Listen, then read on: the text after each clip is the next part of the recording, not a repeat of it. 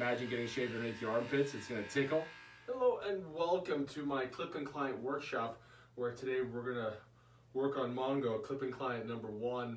And I love this creature with all my heart, but her fur is something that drives me absolutely crazy. So when you get into shaving a cat, a few things to keep in mind. Spend the money, get a really good set of clippers. I bought this Andy set about 6-7 years ago. I change out the heads on a regular basis, and this thing functions like an absolute machine.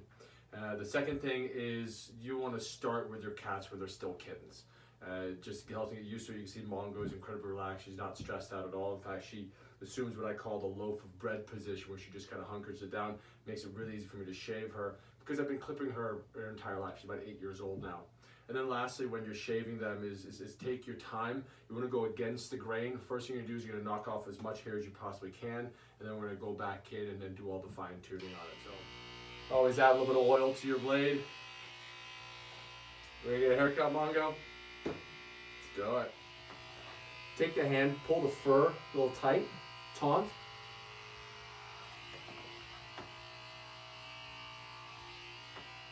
You want to really see consistent when you're shaving your cats. Any kind of changes in the setting tends to freak them out. Like my wife, she knows not to come down here to the clip-in client studio because cats are always on alert anyway. So when you have things change to their environment, especially in this moment, well, Mongo looks incredibly calm and peaceful.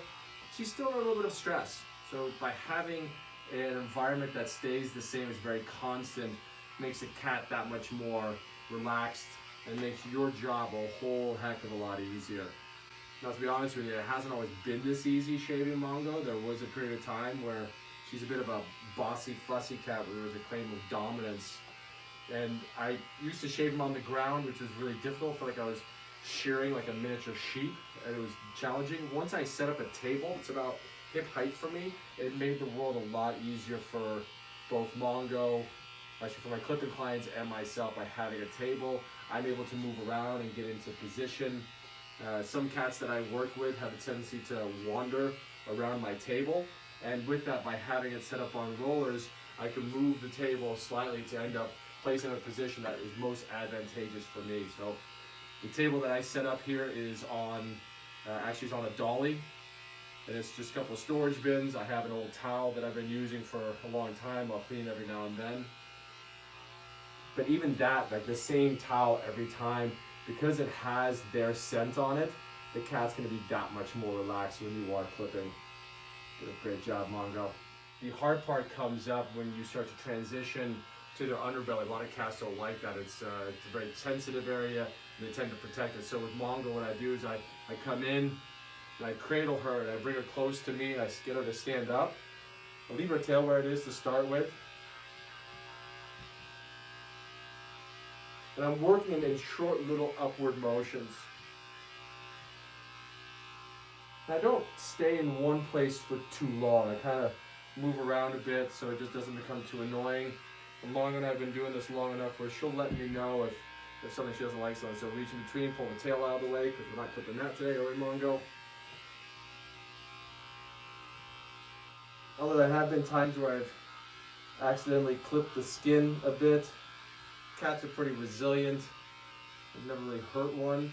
And the one thing I've never clipped, interestingly enough, is their little nipples. I'm not sure you can see those, but they're in there. You just gotta be a little gentle, especially around the groin area. This is the spot where they tend to vocalize a bit more that they don't like you being near the tender spots.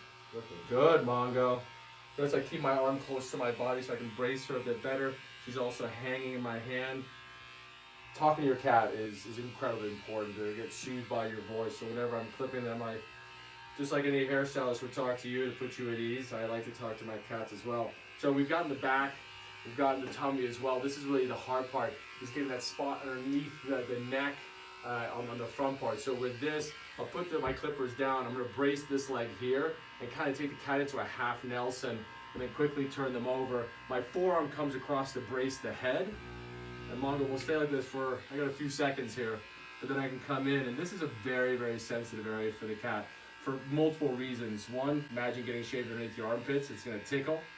But the other reason why this is a sensitive area is she's surrendering herself to me by being in a very passive position, right? On her back, I've got her arms spread wide open, her belly's pretty much completely exposed. I can feel her start to tense up a bit.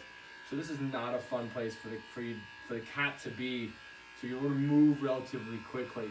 The other thing that I'm also doing is I'm keeping the clippers in close contact with her skin as I'm going back and forth, as opposed to coming and touching. Every time you touch, you'll see her paws kind of jump up and down.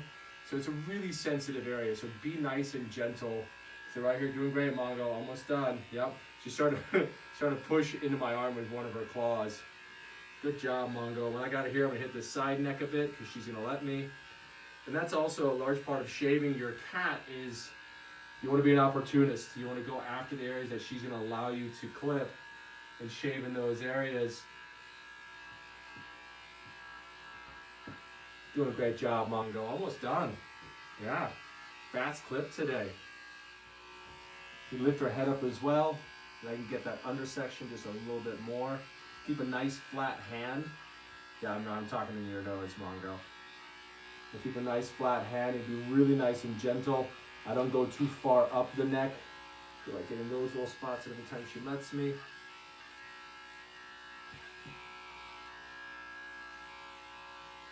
There we go. All right, one last time. I like to go back over the body again. This cat fur is an interesting thing to shave because you run over a spot. You're like, I got all of it, but then kind of crops back up again. So usually for the top part of her, so she doesn't look like she's mangy, I'll run through and clip her a couple of times in that area. And over the years, Mongo's actually come to enjoy this because it feels like a little bit of a mini massage.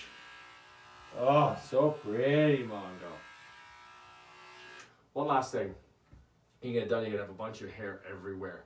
If your cat is an indoor-outdoor kind of a cat, what I do is I'll brush her off as much as I can here, and then I'm gonna put her outside for about 10-15 minutes, where she'll take the time to clean herself off. She's gonna roll in dirt. I know she's gonna do that. When she comes in, I'll wipe her back down again.